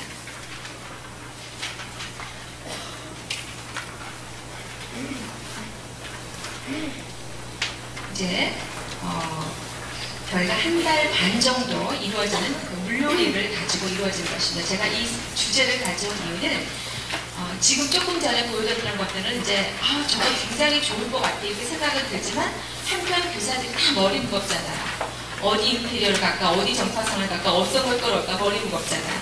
여러분들 이런 것들을 전체적으로 더 만들어 가시도록 하시고요. 물이라는 것은 우리 주변에서 없는 유치원 하나도 없을 거예요. 그렇다면 이 물이라는 소재를 가지고 우리가 얼마만큼 깊이 있는 과학활동을 이끌 수 있을 것인가 이런 사례를 보여드리고자 되었습니다. 이거는 많이들 하고 있는 활동이에요. 물에 뜨는 것과 가라앉는 것. 그렇지만 물에 뜨는 것과 가라앉는 것을 그냥 하기 전에 아이들한테 먼저 자기의 가설을 세워보게끔 하는 것이 중요하죠. 이 물건은 뜰까 가라앉을까? 가설을 세워보고 이게 칠판에 지금 자기의 가설을 그림으로 주고 띄어보고 가라앉고 이것을 먼저 가설을 세워보게끔 하는 활동입니다. 그 다음에 진짜 실험을 해보죠. 다시 검증을 해보죠. 내가 세운 가설이 맞았나? 내가 세운 가설이 왜 틀릴까? 그래서 가설을 검증해보는 과정으로 실험이 이루어져야 된다고 보고요. 그리고 이러한 실험의 과정 검증의 결과 다음에 초기 가설을 수정할 수 있는 거죠. 어떤 것은 떴다고 뜰 거라고 생각했는데 가라앉을 거, 어떤 것은 가라앉을 거, 뜰 거라고 생각하는 가설이 바뀌어지는 거죠. 그 다음에 이제 중요한 것은 여기서 거기다가 이제 끝나는 활동이 끝나신다. 그런데 아이들한테 좀 더 과학적인 태도와 성향을 키워주기 위해서는 이러한 발문만 한 번만 더 해보세요. 얘들아, 너희들이 가라앉는 물건을 어떻게 하면 뜰 수 있을까? 반대로 얘들아, 뜨는 물건을 어떤 방법으로 가라앉게 할 수 있을까? 그렇죠? 이거는 관계들을 새로운 관계들로 만들어주는 교량의 역할을 하는 거죠. 그래서 교사가 매개자의 역할로서 중요한 거예요. 이 교사의 발문 하나로 아이들은 새로운 세계를 탐닉하게 되는 거죠. 그래서 아이들이 뜨는 물건을 가라앉게 하려면 호수를 갖고 와서 뜨는 물건을 힘을 줘야 가라앉게 한다는 가설을 세워서 이렇게 해보는 거죠. 그 다음에 손으로 힘을 줘요. 그리고 살짝 놓아요. 이렇게 가설을 세우지만 그 가설이 맞을 수도 있고 맞지 않을 수도 있겠죠. 그러면서 자기가 세운 가설을 더 점차적으로 만들어가는 거예요. 그 다음에 가라앉는 물건을 어떻게 하면 뜨게 할 수 있을까? 이게 배가 생긴 이유잖아요. 그 원리잖아요. 그죠? 보통 바다에 가면 다 빠져야 되는데 빠지지 않게 사람을 태우고 가는 방법이 뭐가 있을까? 그게 배가 생기는 원리인데 아이들한테 해보는 거죠. 나온 결이 다 나와요. 아이들한테. 뜨는 물건 위에 가라앉는 물건을 올려놓으면 된다는 거예요. 단지 너무 무겁지 않게 아이들이 돌멩이 3개는 안 되고요. 2개까지는 뜰 수 있어요. 이런 과정을 알게 하는 거죠. 그런 다음에 우리가 그러면 생각할 수 있는 것 중에서 뜨고 가라앉는 것들이 되지 않는 것, 아니면 뜨고 가라앉는 것들을 함께 할 수 있는 것들이 뭘까를 생각해 봤어요. 그러다가 이제 물과 기름을 섞어보기로 했어요. 근데 물과 기름은 뜨죠. 그죠? 기름은 물 위에 뜨잖아요. 그래서 기름은 뜬다는 건 알았어요. 그래서 마블 활동 이런 것들을 했어요. 근데 교사가 여기서 끝나면 안 되죠. 얘들아, 그러면 물과 기름을 섞이는 방법은 없을까? 어떻게 하면 물과 기름을 섞일 수 있을까가 중요하겠죠. 그래서 아이들이 소금을 넣어야 된다, 설탕을 넣어야 된다, 뭐를 넣어야 된다 막 나왔어요. 다 넣었어요. 안 됐어요. 뭐를 넣었더니 트리오를 넣었더니 물과 기름을 섞었어요. 이게 비누가 우리의 옷을 빨아주는, 빨래를 하는 그런 관계잖아요. 그죠? 그래서 이런 관계를 알아보게 하는 거죠. 그래서 퐁퐁을 넣었더니만 아이들이 여러 차례 가설 후에 물과 기름이 섞일 수 있다는 것을 알게 되었어요. 그리고 물과 기름이 뜨는 원리를 이용해서 조개 껍질에 물감을 묻혀서, 이것도 종이에다가도 묻히고 뭐에다가도 묻히고 여러 가지 했는데, 여러분들 생각해 보세요. 조개 껍질 위에 기름이 묻을까요, 안 묻을까요? 이런 가설을 가지고 우리가 조개 껍질을 묻혀서, 그리고 조개 껍질 위에 기름 이 물감으로 묻혀서 말렸을 때 지워질까 안 지워질까, 이런 검증들을 해보는 과정으로 이끌었어요. 그런 다음에 이제 물놀이들이 굉장히 많이 하잖아요. 이제 곧 하실 거 있잖아요. 물놀이를 하는데 물놀이에 주는 용품들이 여러분들 세어보시면 호수, 밥그릇, 주전자 이런 거 주잖아요. 그거 처음엔 줘도 돼요. 다 줘요. 거기서 끝내지 마시라는 거예요. 교실에 있는 물건들을 다 가져가서 놀아봐요. 그러면 새로운 것들을 발견해낼 수 있어요. 그래서 이 크레스의 어린이들도 교실에 있는 블럭들을 가지고 만들었어요. 노는데 너무 신비로운 걸 발견했어요. 두플러 블럭이 한두 개였을 때는 가라앉더니 여러 개를 붙여가지고 뜬다는 것을 알아냈어요. 무거우면 가라앉아야 되는데 두플러 블럭이 연결돼서 큰 블럭이 됐는데 뜨는 거예요. 참 신기하죠. 그래서 두플러 블럭을 계속 이렇게 연결해가지고 배를 만들어서 물에다가 띄어갔어요. 떴어요. 환호성을 하죠. 그런데 이제 개구쟁이 선생님이 어느 날은 이 더운 여름에 뜨거운 물을 줬어요. 물놀이 하려면 항상 수돗물 주죠. 이것 또한 이제 자극에서 제한적인 거. 어떤 면은 뜨거운 물을 줘보는 것. 그러면 손을 넣는 순간 어때요? 뜨거워요 이럴 거 아니에요. 그럼 얘들아, 뜨거운 물을 어떻게 하면 차갑게 만들 수 있겠니? 그랬더니 당장에 가져온 얘기가 얼음을 가져와야 돼 이렇게 얘기하겠죠. 그래서 이제 막 이제 그 얼음을 가져다가 했어요. 근데 또 아이들이 신기한 게 뭐죠? 얼음이 물에 뜬다는 걸 발견한 거죠. 선생님, 얼음이 물에 떠요. 야, 그렇네. 그러면 우리가 큰 얼음도 뜨는지 알아볼까? 그래서 얼음을 얼리기 시작했어요. 그래서 이제 뭐 두플러도 얼리고 막 냉동실에 모든 것들을 가져다가 얼렸어요. 근데 얼음은 커도 어때요? 뜰까요? 가라앉을까요? 가서 해보세요. 그래서 뜨고 가라앉는 거, 커다란 얼음도 뜬다는 거예요. 그래서 이제 아이들이 이렇게 얼음 위에 둥둥 뜨는 것을 발견하고, 아, 우리가 원리를 가르쳐줄 이유가 없는 거죠. 놀이를 이끌어 가다 보면. 그런데 이제 얼음을 또 그러면 어떻게 하면 또 잘 녹일 수 있을까? 그래서 아이들이 잘 녹기 위해서는 햇빛을 쫓아야 된다는 건 아는 거죠. 그래서 햇빛을 쫓아서 가고 있어요. 여기저기서 녹아가요. 그러면서 아이들이 실험 다시 해요. 큰 얼음, 작은 얼음, 이 조각들을 가져다가 뜨거운 물, 차가운 물, 따뜻한 곳, 차가운 곳을 번갈아 가면서 어느 곳에 얼음이 잘 있는가를 실험해 가는 거죠. 다양한 관계들을 한꺼번에 구성하는 그런 활동이라고 볼 수 있겠죠. 그리고 얼음을 얼리는 과정에서 또 하나가 발견이 돼요. 금방 그림을 그려놨더니 어떻게 돼버려요? 그 그림이 사라지죠. 얼음을 녹이는 것도 중요했고, 얼음을 녹이기 위해서 햇빛을 찾아가서 열심히 그림을 그리면서 얼음을 녹였는데, 얼음을 녹이면서 그림을 그려가면서 얼음을 녹였는데, 그 얼음에 그려놓은 그 얼음물의 그 자국이 사라지더라는 거예요. 그래서 교사가 그냥 있을 수 없죠. 이 물은 도대체 어디로 가버리는 걸까? 어떻게 해서 사라지는 걸까? 그래서 이제 아이들이 어디에서 물이 가장 또 잘 없어지는지를 실험해 보는 거예요. 온통 발라보면서 그런 과정 속에서 아이들이 색깔 얼음을 하기로 했어요. 그러니까 항상 지금 맹물 갖고 있다가 양이 안 차고 선생님 우리가 색깔을 넣는다면 어떻게 되는지 알고 싶어. 그래서 그러면 물감을 물에 섞어서 그것을 한번 얼려보자. 그래서 색깔 얼음을 만들었어요. 그래서 우리가 이 먹는 뭐죠? 만들어 먹는 이 발을 가지고 색깔 얼음을 넣어갖고 색깔 얼음 물감을 써서 그걸로 그림을 그렸어요. 그러는 과정에 애들이 굉장히 재밌는 걸 또 발견했어요. 색깔 얼음 팽이가 된다는 거예요. 돌렸더니.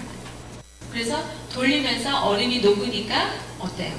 팽이에서 그림 물감이 튕기면서 그림이 그려지는 거예요. 그래서 아이들이 또 튕겨가는 것들을 경험하는 거죠. 그래서 이제 이런 과정 속에서 또 하나가 교사가 아이들의 생각을 좀 더 명료하게 바라보는 것이 이제 그림 표상이잖아요. 그래서 물은 도대체 어떻게 만들어지고 어디에서 오고 어떻게 없어지는 것인지를 그림을 그려봤더니 어떤 아이들이 이제 몇몇 아이들만 가져왔는데 하늘에는 물레방아가 있어서 거기서 물을 내려준다고 얘기했고 커다란 비행기에서 내리고 그 비행기 위에는 구름이 있고 구름에서 내린다는 어린이들도 있었고 물을 만드는 기계가 하늘에 깔려 있어서 거기에서 물을 쭉쭉 내려준다는 어린이들. 이게 어린이들이 갖는 어린이만이 가질 수 있는 자기만의 의문점이에요. 이러한 많은 현상에 대한 의문점을 가슴에 안고 어린이가 살아야 이 아이가 그 의문점을 풀기 위해서 끊임없이 도전할 거 아니에요. 그래야 훌륭한 과학자로 나중에는 키워줄 수 있겠죠. 근데 여기에서 우리가 정답을 알려줄 필요가 없는 거예요. 의문점을 갖는데 그러면 기계는 어디에 있을까? 누가 만들었을까? 하늘에 어떻게 만들었을까? 이렇게 그냥 끌어주면 되는 거죠. 이제 그런 과정 속에서 아이들이 비가 내리는 거에 대해서 실험을 하기 위해서 이렇게 투명한 그 주전자 두 개에다가 하나는 차가운 얼음을 넣고 하나는 그냥 보통 물을 넣은 똑같은 주전자를 넣고 수증기 위에다 올렸어요. 근데 차가운 얼음이 들어있는 그 주전자에서는 물이 뚝뚝뚝뚝 떨어지는 거예요. 그래서 자연스럽게 하늘에 올라가서 차가운 구름을 만나게 되면 이렇게 비가 올 수 있다는 것들을 아이들한테 간접적인 경험을 시켜줄 수 있는 거죠. 그 다음에 유명한 임창열의 물방울을 보면서 감상하는 것이고요. 그 다음에 아이들이 신체 표현하는 거, 이 과정은 좀 넘어가겠고요. 그 다음에 이제 빨리 하는 것도 지금까지 했던 것들을 종합적으로 경험해보게 하는 거예요. 다시 얘기하면은 옷에 묻어있는 이 얼룩들을 뭘로 지울까? 물로 빨면 잘 안 지워지는데 이 얼룩은 기름때를 어떻게 지울까? 기름과 물을 섞어낼 수 있는 게 뭘까? 이게 비누라는 원리를 알게 되고 그래서 비누를 뻑뻑 문질러서 빨았더니 기름은 물에 섞여버리기 때문에 빠진다는 것도 알게 되고 그리고 젖었을 때 이것을 말리는 과정 속에서 증발된다는 것도 알게 되는 거죠. 그래서 이 과정을 이제 거치면서 아이들이 자연스럽게 물이라는 존재를 느껴가겠죠. 근데 거기서 끝나지 않고 그러면 물은 다 똑같은 색일까? 색으로 가봤어요. 그랬더니 어렴풋하게 아이들이 아니라는 거예요. 바다색은 다 달라요. 왜냐하면 빛이 들어오는 게 다 다르니까. 그래서 바다를 그럼 꾸며봤어요. 색깔별로. 나름대로 빛을 만들어가면서 바다를 만들어가고 있는 거예요. 그래서 색깔이 다른 물 색깔이 다른 바다를 만들어가면서 형태를 만들어가는 과정이에요. 그 과정 속에 이제 해저 도시도 잇따르고 이렇게 만들어가는 과정이고 그 바다뿐만이 아니라 이제 그 똑같은 형태를 라이트 테이블 위에서 구성하면서 빛과 색과 물과의 관계들을 경험해가는 것들로 이끌었어요. 그래서 이게 바로 빛과 물과 색깔과의 관계들을 경험하는 라이트 테이블에서 활동이죠. 그리고 그것을 좀 더 진하게 해주기 위해서 라이트 테이블 위에서의 면도 그림 활동하는 거죠. 그래서 색을 느껴보고 빛을 느껴보고 관계들을 느껴보는 활동으로 이끌었죠. 이제 물은 정말 우리를 신나게 만들어줘요. 물놀이는 진짜 즐거워요. 내가 물이 되어버렸어요. 물놀이를 행복하게 되어버리는데 모습이었습니다.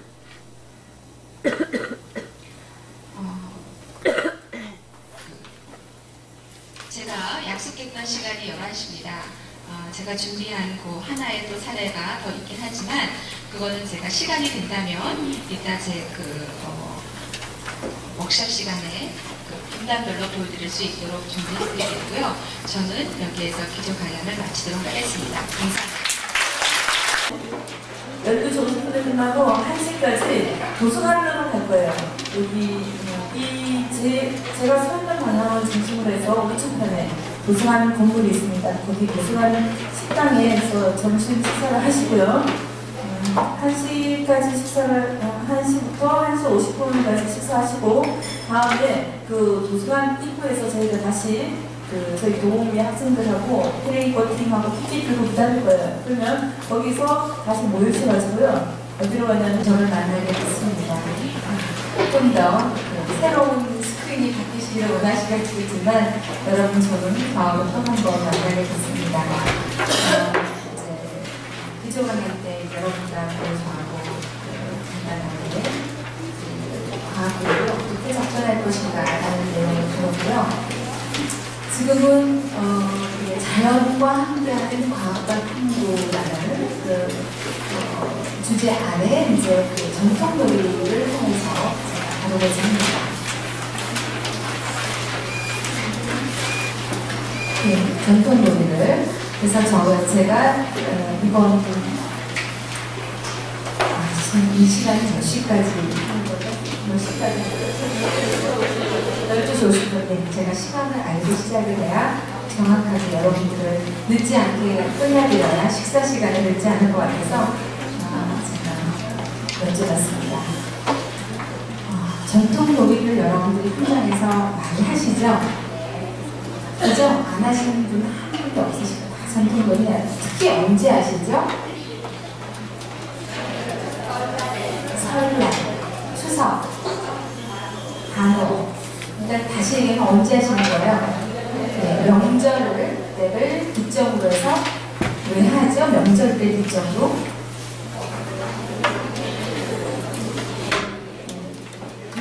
명절이라는 것이 우리나라의 전통으로 내려오는 하나의 관습으로 우리가 이제 그 명절을 지키는 건데 그 관습 중에 하나가 놀이 중에 전통 놀이가 들어있기 때문에 이제 명절이라는 관습, 음식에 대한 관습, 옷에 대한 관습 이런 거 하면서 그것 또한 경험하게 놀이에 대한 관습을 경험시키고자 하잖아요.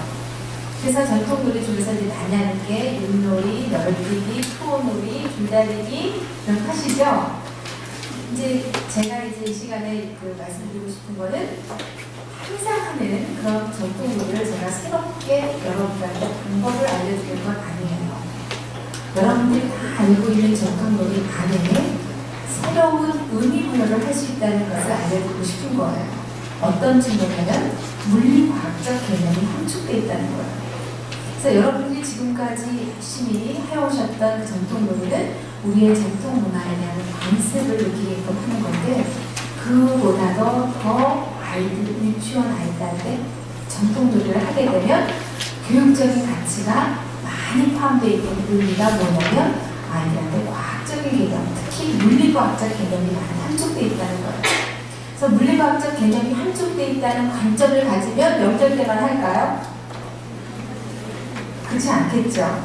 그죠? 우리가 전통이라는 어떤 관습의 일환으로서 하려고 하는 의지가 강했기 때문에 명절 주제가 다뤄질 때, 시기가 다뤄질 때 지원했는데 여러분들이 과학활동이라고 생각한다면 1년 12달 계속 하게 된다는 것이에요.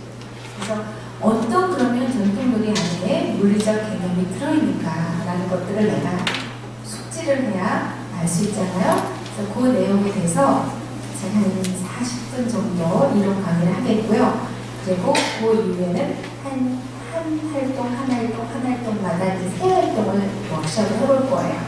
하나는 활쏘기, 하나는 굴렁쇠 굴리기, 하나는 팽이치기. 이 세 가지를 이제 제가 선정을 했는데 이 세 가지 활동 중에서 한 가지 행사를 하다 보면은 여러분들이 다른 전통 놀이를 이해하시면서 현장에 가서 활용하실 것 같아서 세 가지를 좀 더 해보려고 하고 유치원 아이들한테 충분히 할 수 있으면서 교육적 가치가 높으면서 잘 안 하고 있는 활동이라 생각해서 3가지를 선정을 했어요. 그래서 3가지를 잠시 후에 해보도록 하겠습니다. 그래서 40분 정도는 제가 파워포인트를 보면서 설명을 드리는데요. 하나 여러분한테 여쭤보고 싶은 거는 제가 이제 조금 아까 기조 강연에서 마지막에 드린 말씀이 있어요. 제가 활동 중에 하나를 안 보여드렸는데 그 보는 시간이 약 한 10분 정도 걸릴 거예요. 그 활동을 보시기를 원하는 어떤 내용이냐면 물들이기와 염색과 관련된 내용이에요. 그런 강화도 원하시면 그걸 파워포인트를 먼저 보시고 그 다음에 전통적인 부분을 할게요. 어떻게 하세요? 보여드리기를 원하시죠? 그래서 그러면 그거 먼저 한번 보고 예정으로 하겠습니다.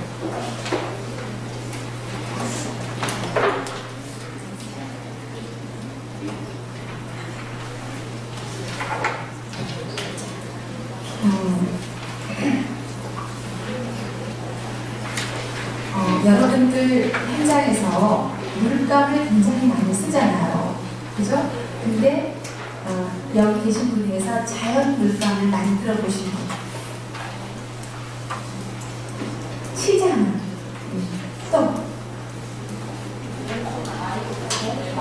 봉숭아물, 가물, 꽃잎 찍어서 물, 그죠? 여러분들요, 어쨌든 몇 가지 해보셨는데 모든 식물을 가지고 물감 만들 수 있을까요? 없을까요? 너무 질문 쉽죠? 다 있어요. 모든 식물을 가지고 삶아서, 찧어서, 갈아서 다 할 수 있어요. 나뭇잎도 갈아서, 어떤 건 쪄서, 어떤 것은 찧어서, 찐다는 것은 불에다가 삶는다는 뜻이에요. 삶아서 다 할 수 있어요. 어떤 것은 그냥 짜서, 믹스로 갈아서, 모든 것들 정말 여러분들이 알고 있는 과일, 야채, 나무까지, 나뭇잎, 솔밥 다 색은 같을까요? 다 달라요. 그래서 그 물감을 만들고 염색을 하는 과정 속에서 너무나 아름다운 색들을 경험할 수가 있어요. 그래서 그러한 개념들 중에서 과학적인 개념이 들어있다는 거죠. 그러니까 우리가 물감이라는 것은 딱 색이 지정이 돼서 나오잖아요. 그래서 아이들 그냥 수동적으로 그 물감을 선택해 쓸 수밖에 없잖아요. 근데 이 물감을 만들고 염색하는 거는 다양한 아이들의 생각을 예측해 줄 수 있고 변화를 만들어 볼 수 있고 과정을 이렇게끔 한다는 것입니다. 그래서 우선 먼저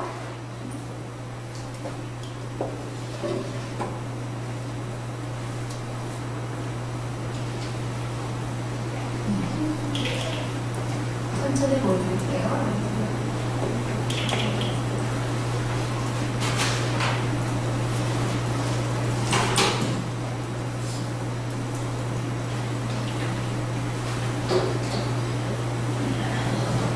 첫 번째 물들이기는 이제 치자예요. 네, 치자. 그러니까 이제 치자를 선정했던 이유는 뭐냐면 물이 가장 강하게 들어요. 치자물이 확 끓여니까 다시 얘기하면 아이들의 호기심을 화끈하게 끌 수가 있어요. 그리고 이제 치자를 먼저 이제 2, 3일 동안 따뜻한 물에 넣고 담가 놓으면서 백반을 넣어놔요. 네? 백반이? 아, 백반의 양은 여러분들 과학하는 선생님들 맞아요. 양을 어떻게 보면 돼요? 지금 제가 말씀드린 이 모든 것들은 정답은 하나도 없어요. 옅은 물을 만들 때, 진한 물을 만들 때, 흐린 물을 만들 때, 섞었을 때 다 해봐야죠. 그러니까 색은 다 달라질 수 있으니까. 그죠? 백반을 4개 넣고 2개 넣고 하나 이 과정이 다 거지. 좋은 질문이셨어요. 그래서 이제 치자물을 이렇게 만들었어요. 치자를 담가 놓으면 노란 물이 나오고 이제 아이들한테 이 치자, 그러니까 지금 보여드린 거 이 전에 아까 물놀이도 만 4세 어린이들이었어요. 지금도 만 4세 어린이들, 6살 반이에요. 그러니까 저희가 대부분의 활동을 4세 어린이들 걸 많이 찍어요. 왜 그럴까요? 현장에 돌아가셔서 위아래로 가장 잘 적용해 보시라고. 너무 큰 아이들 같은 경우는 작은 아이 맡은 선생님은 너무 어렵다고 생각하고 이러잖아요. 그래서 우리가 만 3세, 만 4세, 만 5세를 수업하는 곳이 많기 때문에 만 4세를 지역에서 보여드려요. 그래서 만 5세는 조금 더 확장하고 만 3세는 조금 더 활동을 줄여서 하시려는 데서 만 4세, 지금도 만 4세예요. 그래서 이제 아이들하고 이제 그 홀집을 해보면서 고무줄로 묶었을 때 어떻게 물들는지, 묶지 않았을 때 어떻게 물들는지. 그래서 이제 손수건을 하나씩 만들기 위해서 물들이고 있어요. 너무 예쁘죠? 그 치장물. 근데 이제 여기 또 이제 재밌는 것이 자연 물감은 잘 바랄까요? 안 바랄까요? 안 바래요? 잘 바래요. 그게 잘 바래서 나쁜 게 아니에요. 바래가는 과정 속에 또 굉장히 아름다움이 있어요. 그럼도 유행이잖아요. 이만큼 바래고 저만큼 바래고 이런 거. 그러니까 색의 변화를 느껴볼 수 있는 거예요. 근데 이런 인조 물감은 색이 빨아도 쌀맛 항상 그대로잖아요. 근데 자연 물감은 빠지면서 바르면서 다양함을 느껴볼 수 있어요. 그러니까 처음에 이렇게 진한 거예요. 근데 지금 이 어린이가 있는데 우리 집 딸이에요. 진짜 딸이에요. 여반에서 활동을 해갖고 이 사진을 제가 이제 뺐는데, 이제 요거는 그 적채, 그 빨간, 보라색 그 양배추 있죠? 그걸 넣어놓은 거고, 지금 이건 치자물인데, 이 치자, 이 헝겊에도 물들이고, 이거는 뭔지 아세요? 네? 대걸레? 그렇죠. 대걸레랑 비슷하죠. 실타래예요. 면 실타래. 그래서 이제 다음 활동을 준비하는 거죠. 면 실타래를 갖다가 물을 들여서 그걸로 이제 여러 가지를 만들 거예요. 그래서 면 실타래도 같이 물을 들여서 아이들하고 해보고 있어요. 근데 이제 물든 헝겊들을 갖다가 이제 말려가지고 한 번 이걸 갖다가 짠 하고 이제 이렇게 빨아놔야지. 그 다음에 물이 물 빠지니까 이제 비누로 깨끗이 빨려가고 또 말리는 거죠. 그러니까 그런 과정 속에서 이유도 느껴보고 알아보고 얘기해보고 비교해보고 이런 과정이 이제 들어가겠죠. 그리고 이제 치자물도 냄새를 맡아보고 아주 독특해요. 어떻게 보면 지독하죠. 네, 아까 얘기했던 이제 적채. 너무 예뻐요. 이 색이. 보라색 중에서 저는 참 좋아하는 보라색, 제가 좋아하는 보라색인데 이 채소를 이제 칼로 이제 찧어서 믹스에 갈아서 예쁜 천에 받쳐서 나오면 뭐가 돼요? 네. 보라색깔 물감이 돼요. 이제 노란색, 보라색 만들었죠. 아, 천천히 될까요? 머릿속에 외워두시면 되죠, 뭐. 그죠? 이렇게 천에다가 받쳐가지고 물 나오는 거예요.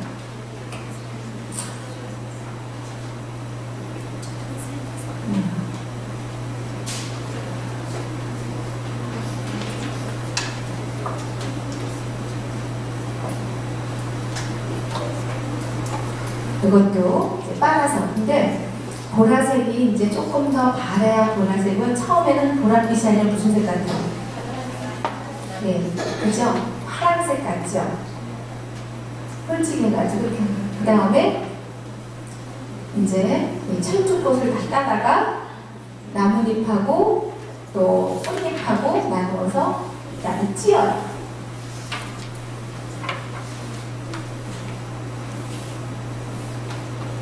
그 다음에 얘를 끓여요. 찌어가지고 백반 넣고 해도 되고요. 이제 여기서 설명을 덜 해도 이제 아시겠죠? 찢는 거, 빠는 거, 삶는 거, 가는 거, 이게 다 물리적인 변화를 달리해주고 싶어서 하는 거예요. 물리적인 변화가 달랐을 때 아이들이 또 다른 경험을 해볼 수 있으니까. 그래서 이제 이것을 삶아가지고 짜가지고 그 다음에 이제 쑥 뜯어다가 쑥을 다듬어서 쑥을 찧어서 남자분들이 열심히 찍죠. 그리고 여러분들 이제 이거 그냥 나온 김에 설명드린 건데 요게 뭔지 아시죠? 예, 전선통 길거리 가면 다 굴러다니잖아요. 열심히 주워와야 돼요. 얼마나 유용한지 몰라요. 이 전선통이요, 여기 이렇게 나사가 박혀 있는데 이 나사를 떼면 이렇게 큰 판이 돼요. 그래서 이 판을 갖다가 이동해가지고 옮기고 싶은 뭐 교실 안에서 활동할 때, 바깥에서 할 때, 이야기 나누게 할 때, 뭐 할 때 유용하게 다 옮겨다니면서 쓸 수 있는 커다란 테이블이에요.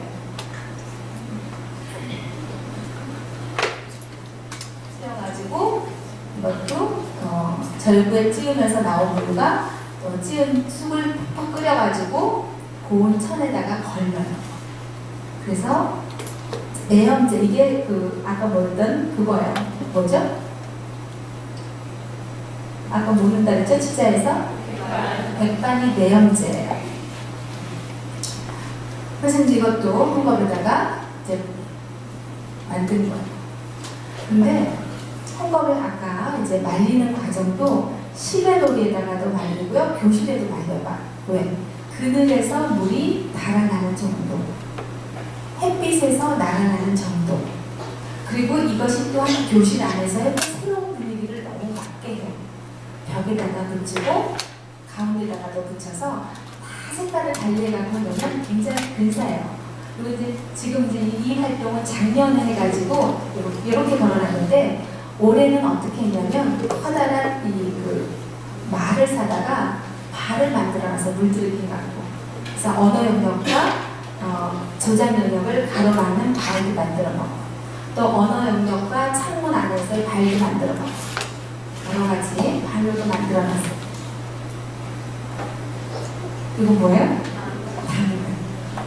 주황색. 물새에 갈아서 당근. 똑같아요. 그런 다음에 아까 이제 각가지 다 홍겁도 물들였지만 실도 물들였죠. 그래서 이제 실로 물들인 것들을 이거 애들하고 똑같이 이제 실을 같이 이제 같은 기구를 잘라가지고, 요거는 뭐냐면 그냥 요거는 그에서 파는 그 모양 핀이에요. 그래서 실을 갖다가 물을 다 이렇게 똑같은 규격으로 잘라가지고 레드 핀을 꽂아주면 이게 이제 놀이개가 되는 거예요. 그래서 이렇게 놀이개 색깔로 만들어놨고, 아이들이 자기 유치원 가방이니 소품 가방이니 해서 놀이개를 많이 달고 다녔어요. 자, 그 다음에 이것이 다 어린이들이 만든 물감이에요. 이 물감으로 그림이에요. 근데 여러분들이 여기서 잘 나타나지 않는데요. 자연 물감으로 그림의 느낌은 우리 그냥 물감으로 그러니까 그냥 쓰는 물감보다 더 아름다운 게 동양 물감, 동양화 물감. 동양화 물감 여러분들 많이 활용해 보세요. 그러면 느낌이 완전히 달라요. 서양 물감하고 다르게. 동양화 물감은 굉장히 편안한 감을 주는데, 더 편안하고 더 아름다움을 주는 물감이 자연 물감이에요. 그래서 이렇게 아이들의 그림들을 그려가지고 이제 나름대로의 그림들을 전시해 놓은 것 같아요. 이 물감들 이제 물감 해놓은 게 많으니까 투명 병에다가 다 담아놓고 보관했다가 아이들이 쓰고 싶을 때 계속 쓰는 거예요. 그래서 언제든지 이렇게 만드셔가지고 할 수 있고, 한 번 이런 경험을 했더니 아이들이 어때요? 계속적으로 물감을 만드는 과정을 알고 만들고 또 보충해놓고, 저희는 자연 물감을 많이 써요. 이게 끝이에요. 그래서 여러분들이 물감을 만들어서 과학활동으로 활용해 보시죠.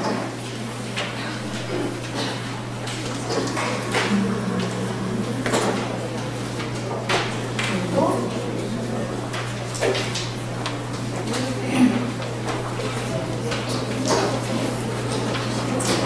제가 오늘 말씀드리고자 하는 것은 물리적 지식 활동이라고 말씀드렸어요. 그러면 여러분들이 이제 물리적 지식 활동에 대한 의미를 살펴보자면,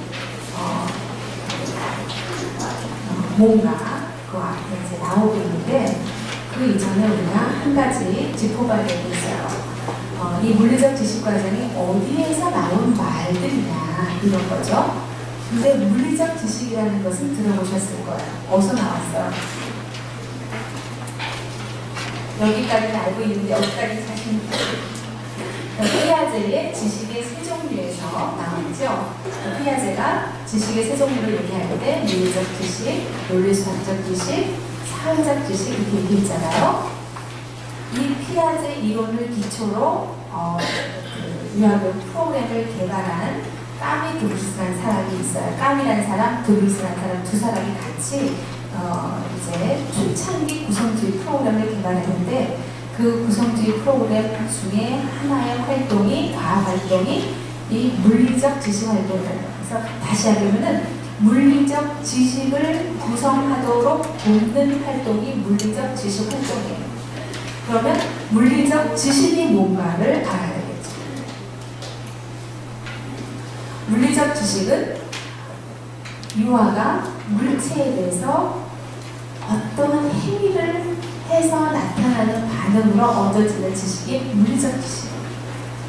행위라는 건 어떤 행위라는 것은 밀고, 당기고, 굴리고, 치고, 던지고, 그리고 미끄러지고 굉장히 행위가 다양하죠. 그런 다양한 행위를 하고 나서 그 물체가 주는 반응들이 다르다는 거예요. 그래서 그 물체가 어떠한 반응들을 했느냐에 따라서 구성되어지는 지식을 물리적 지식이라고 했어요. 그러면 물리적 지식 활동은 이러한 지식으로 이끄는 활동을 말하겠죠. 그래서 다시 얘기하면 물체에 대해서 어린이가 행위를 해서 그 행위의 결과로 물체가 나타나는 반응을 관찰하는 행동이다라고 우리가 물리적 지식 활동의 의미를 설명할 수 있다는 것이에요. 그러면 이러한 물리적 지식 활동을 하기 위해서는 어린이가 물체를 통해서 일어날 수 있는 다양한 현상을 만들어낼 수 있도록 해줘야 되죠. 그죠? 그러니까 던져서의 현상, 또 굴려서의 현상, 밀어서의 현상, 이런 현상들을 만들어낼 수 있도록 해줘야 되고, 이러한 현상을 만들어내는 과정 속에서는 그 현상에 갖는 물리적 의미들에 대해서 먼저 의문을 가져가요. 의문을 갖는 게 굉장히 중요해요. 왜 그럴까? 교사도 그러니까 항상 자극을 해줘야 되는 게 이 언어였죠. 왜 그렇게 됐을까? 어떻게 이렇게 됐지? 이 질문을 많이 해줘야 돼요. 여러분들이 가장 많이 하는 질문이 뭐냐면 이게 뭐니라는 질문이에요. 이게 뭐니? 그러면 답을 묻는 질문이에요. 그죠? 그림을 그려서 너는 어떤 생각을 그린 거야? 라고 질문하는 거하고 이게 뭐니? 하고는 달라요. 답을.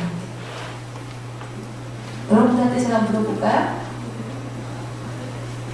달라요. 질문을 어떻게 하는가에 답은 다르죠. 근데 거의 대부분의 선생님들이 이게 뭐지? 이렇게 물어요. 그림을 이야기 나누게 할 때도 이게 뭐지? 너 지금 뭐하니? 이거 뭐 그렸어? 이거 뭐라? 그럼 무언가의 명령을 원한다는 거죠. 그런 과정을 설명하는 답을 하기보다는 결과론적인 답, 명명할 수 있는 답을 나오면 아이들이 그 중간에 갖는 의문을 묻는 거가 대답할 수 있는 기회가 많이 상실되죠. 어떻게 한 거야? 왜 그렇게 한 거야? 어떤 생각에서 그렇게 했어? 가정을 묻는 발문으로 바뀌어줄 수 있는 것이 굉장히 중요해요. 그냥 의문을 갖게 돼요. 내가 왜 그랬더라? 난 뭐라고 생각하더라? 난 뭐라고 대답하지? 의문을 갖게 돼요. 의문을 먼저 가지죠. 그 다음에 뭘 해줘야 된다고요? 지 나름대로. 그게 정답이든 아니든 아까 보여줬잖아요. 엉뚱하게. 하늘에 기계가 설치되어 있어서 비가 낸다. 아주 엉뚱한 거. 나름대로 가설을 세워요. 그 가설이 엉뚱한 거를 우리는 더 받아줘야 돼요. 왜? 걔는 여지가 있는 애예요. 그런데 우리는 어떤 아이들을 더 설명하냐면 근데요 선생님 비는요 하늘 올라가가지고요 구름이래요. 구름이 돼가지고요 정답을 정보적 지식으로 말하는 어린이를 맞아 그런 거야 옳고 딱 받아주죠. 그러면 아니야 어쩌면 기계가 있을지도 몰라 이렇게 의문을 갖고 있던 애가 나타내요. 숨겨버리죠.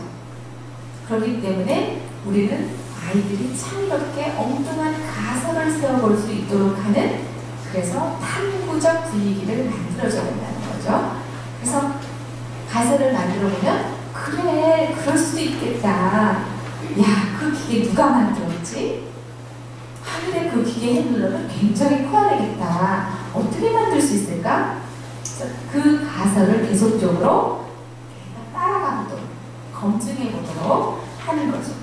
그러면 이제 처음에는 엉뚱했지만 선생님 안 되겠어요. 비는요 되게 많은 넓은 데서 오는데요. 하늘에 그 기계 누가 만들어 못 만들 것 같아요. 그건 아닌 것 같아요.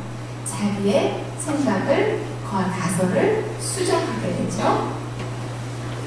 그래서 점차적으로 나름대로 이 세상에 있는 여러 가지의 원리들을 탐색하게 되고 알아가게 되고 관계를 이해하게 되고 이러한 과정이 바로 물리적 기술이라는 거예요. 자, 아까 제가 과학활동에서의 교수 원리에서 간단하게 설명드린 것처럼 마찬가지예요. 물리적 지식 활동에서의 교수 원리로 유아의 사고 과정, 즉 구성 과정을 파악할 수 있는 교사가 돼야 돼요. 예를 들자면 아까 아이들이 이제 찍기로 했는데 예를 들어서 그 쑥을 뜯어와서 막 찍기로 했어요. 찍어서 우리가 물을 만들기로 했는데 어떤 아이는 쑥을 갖고 와서 칼로 써는 거예요. 그래서 물어봐야 되겠죠. 누구야? 우리 여기서 쑥에서 물을 많이 빼야지 물감을 만들 수 있거든. 그런데 찍어서 하는 것보다 칼로 잘라서 하면 물을 더 많이 만들 수 있니? 물어보는 거죠. 그러면 그 아이가 어때요? 얘기를 하겠죠. 다시 얘기하면 과정적인 설명을 해낼 수 있도록 하는 발문을 하게 되면 아이들의 사고 과정에 대해서 민감하게 우리가 이해할 수 있는 답을 가져오게 된다는 거예요. 그래서 너 지금 뭐 하는 거야? 이 발문이 가장 들바람직한 거예요.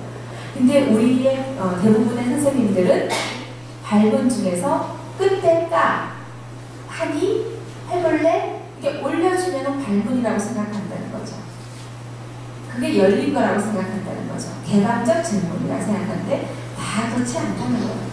무엇을 끌어올 수 있나? 다양한 것을 끌어올 수 있는 대답을 묻는 질문이냐? 아니면 규정적인 것을, 결과적인 것을, 단정적인 것을 명령할 수 있는 것만 끌어오는 질문이냐에 따라서 폐쇄적인 질문과 개방적인 질문을 하면 된다는 거죠. 그러면 우리가 아이들의 생각을 민감하게 받아들이기 위해서는 발문들에 대해서 다시 해야 된다는 거죠.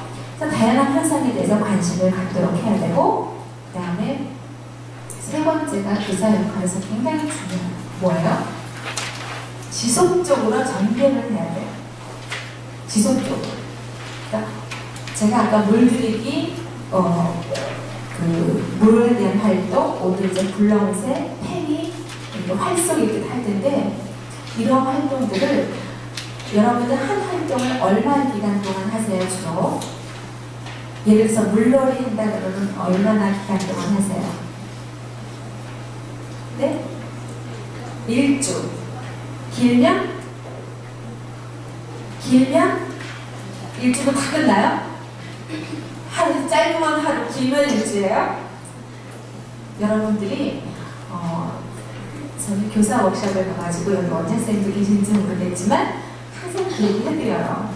교사들이 시간을 가지고 생각을 할 수 있는 시간적 여유가 있어야 좋은 활동을 창조적 시간인데 토요일날 데이트도 많이 하셔야 될 이런 귀한 시간에 오셔서 함께 연수를 참여해 주신 거에 첫째 감사드리고요. 그리고 일단 영진 전문대에서 주제는 생각을 쏙쏙 자라게 하는 새로운 과학 활동의 작품이라는 주제를 가지고 과학 활동에 대한 워크숍을 준비하셨는데 굉장히 대구 지역에 새로운 물결을 주시고자 하는 의도이시지 않았나 싶습니다. 그렇게 주최해 주신 영진 전문대 유아교과 여러 교수님들께 여러분들과 또 제가 감사드려야 될 부분이 있는 것 같고요. 그리고 여러분들 연수하는 과정을 쭉 지켜보니까 앞으로의 이 대구 지역에 아주 변화되는 모습들이 눈에 보였습니다. 굉장히 열심히시고 적극적이시고 또 모든 것들을 긍정적으로 받아들이려는 그런 태도들이 저한테도 굉장히 많이 와닿았습니다. 그리고 오늘 여러 가지 연수 내용들이 여러분들한테 또한 유익하지 않았나 생각이 듭니다. 제가 한 내용이 아니고 제가 한 내용을 또 넘어서 지금 여러 강사님들이 함께 오셔서 많은 자료들과 또 여러 가지 활동들과 특히 또 현장에서 캠프와 더불어서 근무교육 때 어떻게 활용해야 될 내용들을 다뤄주셨고 또 여러분들에게 좀 더 체계적인 통합적 접근에 있는 과학교육을 어떻게 할 것인가에 대한 내용들을 다뤄주신 강사님들께도 여러분들께 감사드리고 여러분들에게도 굉장히 유익한 시간이 되셨을 것 같고 저 또한 여러분들을 만나게 돼서 굉장히 반가웠습니다. 감사드립니다.